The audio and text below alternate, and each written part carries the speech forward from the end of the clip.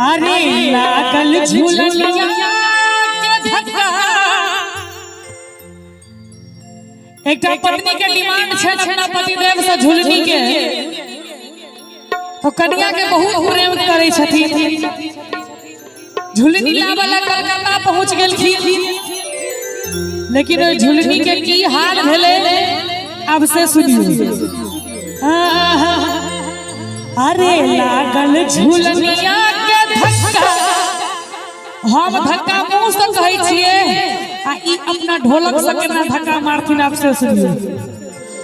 अरे लागल झूलनिया के, एक बार हिनका दोनों गोटे के लेल ताली बजा दियो सब गोटे। अरे लागल झूलनिया के, झूलनिया के, झूलनिया के धक्का, बलम कलकत्ता पहुंच गए। लागल झूलनिया के धक्का, बलम कलकत्ता पहुंच गए। बलम कलकत्ता, बलम कलकत्ता, बलम कलकत्ता, बलम कलकत्ता। लागल लागल, अरे लागल झूलनिया के धक्का, बलम कलकत्ता पहुंच गए। लागल झूलनिया के धक्का, बलम कलकत्ता पहुंच गए।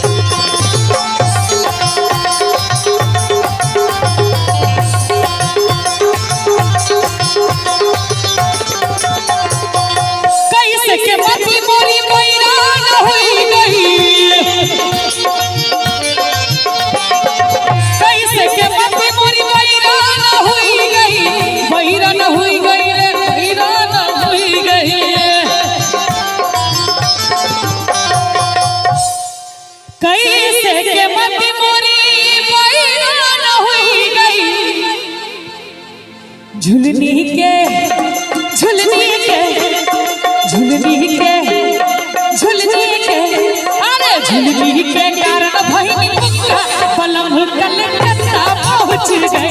लागल झुलनिया के धक्का, बलम कलकत्ता पहुंच गए।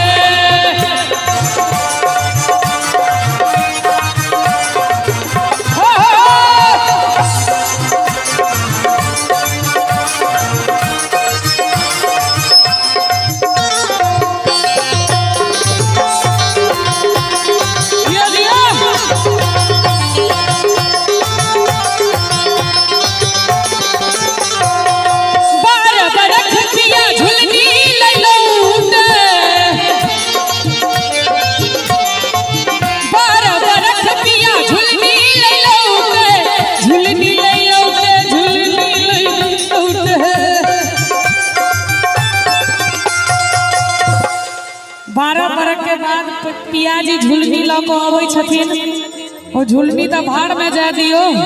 ओ कन्या के की हाल भेले से सुनियो।